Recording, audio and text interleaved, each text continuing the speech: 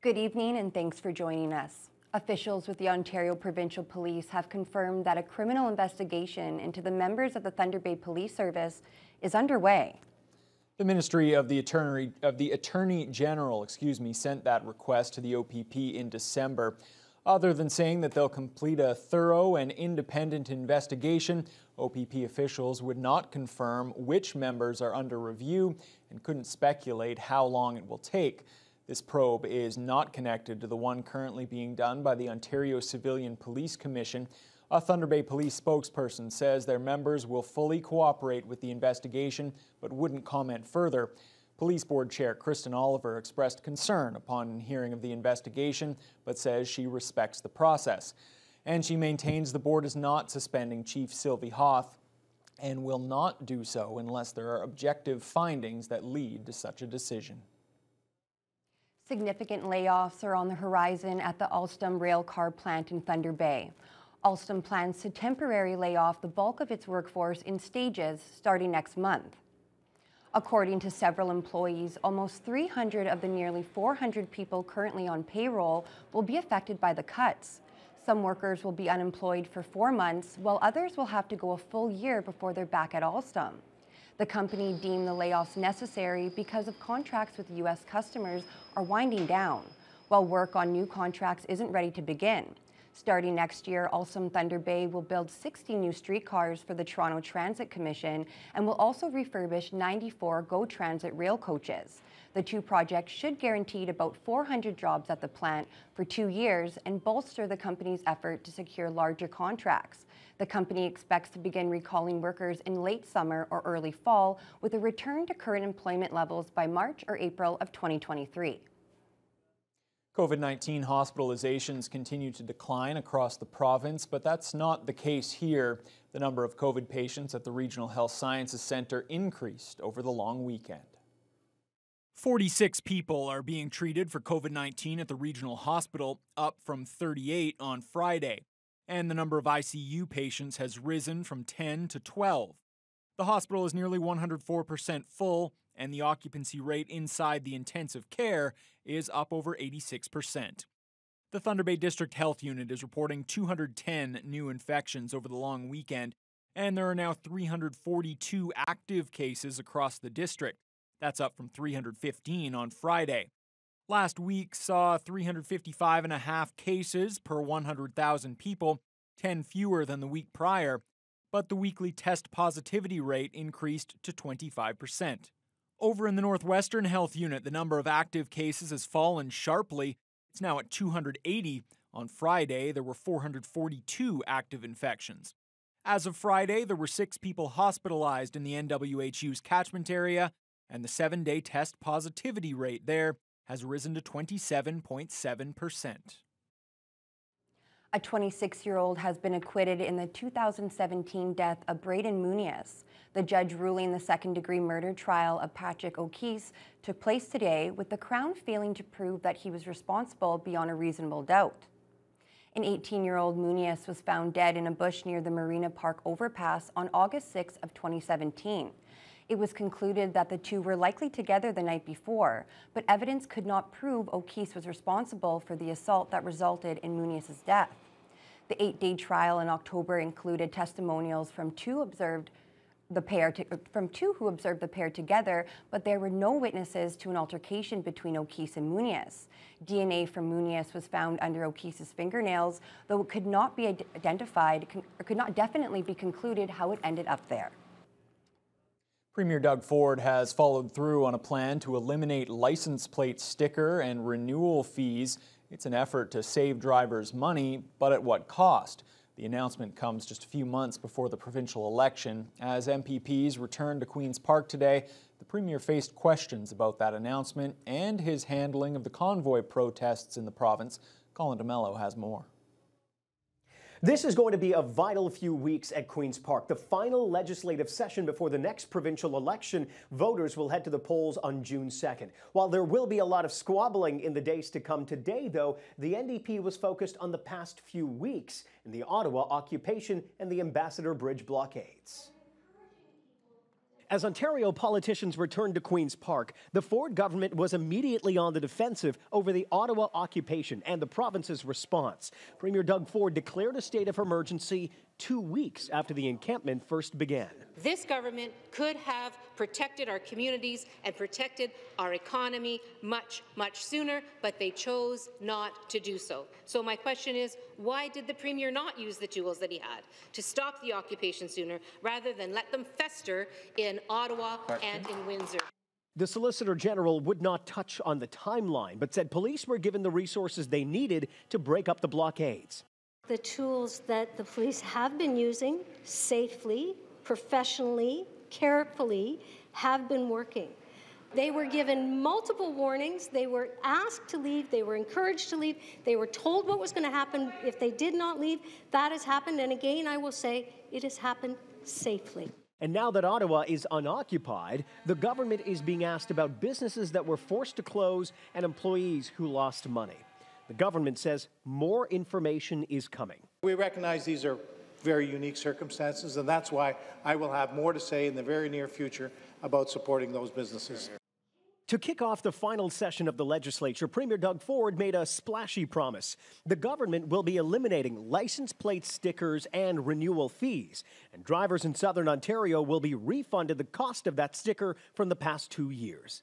$120, you own 2 vehicles, that's $240. The refund and loss of revenue could cost the government more than $1 billion. Not an inexpensive thing to do when you look at the numbers, both going backwards, the refund, and going forward every single year. The Premier was asked how the province will make up for it. It's actually your money. It's everyone's money out there. It's not the government's money. We're just putting that back into your pocket. Leaving voters with lingering questions about how much that refund will ultimately cost. Premier Doug Ford said cutting the license plate fees has everything to do with affordability in Ontario, and that could be one of the key themes in this upcoming election campaign. In fact, the Ontario Liberals, the NDP, and the Progressive Conservatives all today have been staking out their claims in terms of who can make the province the most affordable for voters. At Queen's Park, Colin DeMello, CTV News.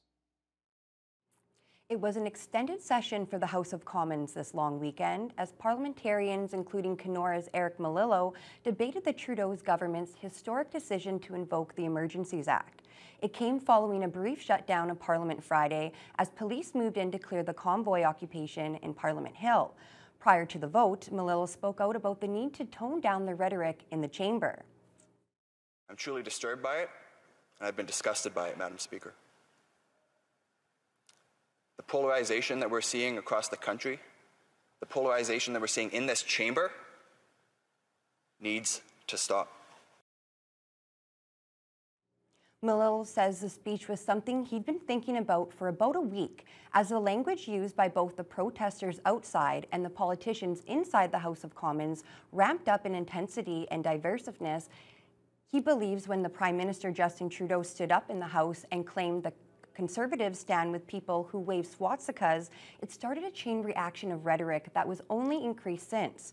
And while he disagrees with Trudeau's decision to invoke the Emergencies Act, he does acknowledge that the Prime Minister had the jurisdiction to do so. That was a big part of my speech. A lot of people are, sort of actually to your comment, sort of said that my speech in some parts would almost seem like I was defending the Prime Minister, but at the same time, I was actually speaking out against the invocation of the Emergencies Act, and I outlined clearly why I felt that was unjustified. So it's possible to disagree without confrontation and without personal attacks.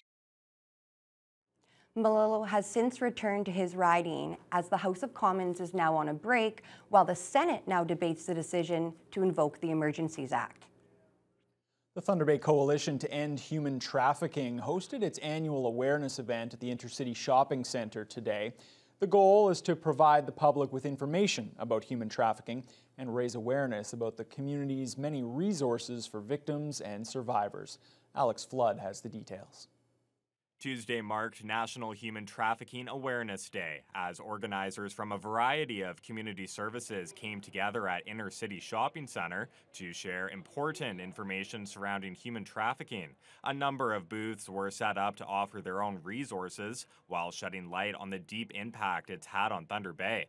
Cindy Pompey, co-chair of the Coalition to End Human Trafficking, says it's an underlying issue that doesn't get enough attention. Thunder Bay, we want people to be aware, it's happening to especially to our youth. We want, especially the concerns of because of COVID, everything is happening online and it's not shown, but when they go online, they can be lured into human trafficking. Pompey adds that Thunder Bay is one of the top 6 hubs in Ontario for human trafficking, and she calls it an incredibly underreported crime. Linda Hernandez, the volunteer coordinator with Victim Services in Thunder Bay and the surrounding area, says they generally see a significant uptick in trafficking in the summer months, but it's still a major issue at this time of year as well. In the last quarter last year of 2021, Thunder Bay Victim Services saw approximately 42 victims of human trafficking, be they sexual or otherwise. And we are here to assist the public in reaching out to victims of human trafficking. We understand that here today we probably will not be able to reach direct victims, but we will be able to reach people who can reach those victims. Anyone wanting to learn more can visit the Coalition's website at humantraffickingthunderbay.ca for additional services to help those who have been victimized by human trafficking in the area. Alex Flood, TVT News. A pair of live-streamed information sessions will be held this week for the proposed Northern Road link to the Ring of Fire mining area. A live presentation and question and answer session will be available for Indigenous people tomorrow night at 6 p.m. and a public open house will be conducted on Thursday at 6. The Northern Road link would connect 2 other proposed roads to the Ring of Fire mineral zone, located more than 500 kilometers northeast of Thunder Bay. One end would connect to the Webequie First Nation Supply Road, while the other would end near Martin Falls. Webequie and Martin Falls are taking the lead regarding the provincial environmental assessment for a 120-kilometer multi-use road. Anyone interested can visit northernroadlink.ca/stream to attend the information sessions. Another heavy snowfall means more cleanup work for the city. Crews were out today clearing up those snowbanks and plowing the sidewalks. Vasilios Bellos reports. There was a significant presence of snow removal crews across the city as they worked to improve what were some difficult driving conditions after the recent snowfall. The removal process begins when banks become large enough to cause issues on the road or sidewalks become difficult to traverse. Acting roads manager Ian Spilarich says while the weather is not ideal currently, crews are still on track in terms of removal. Staff are very busy working hard to get these snowbanks removed in residential areas as well as the downtown cores. They're on schedule for completing the roadways. They're working on arterial and collector streets and sidewalks right now, with completion expected for tomorrow morning. There were some staffing issues this past week as many were forced to self-isolate because of COVID protocols. Spilarich says having a full crew back is crucial as the weather is not expected to let up quite yet. We're calling for a little bit of more snow here in the coming week, but with the staff we have and the plans we have in place, everything should be taken care of. With the accumulated snow throughout the day and tomorrow, they'll be back in tomorrow morning cleaning up as well. The snow is expected to ease up beginning Wednesday, and conditions should remain clear until next week. Vasilios Bellos, TBT News. Well, Fiona.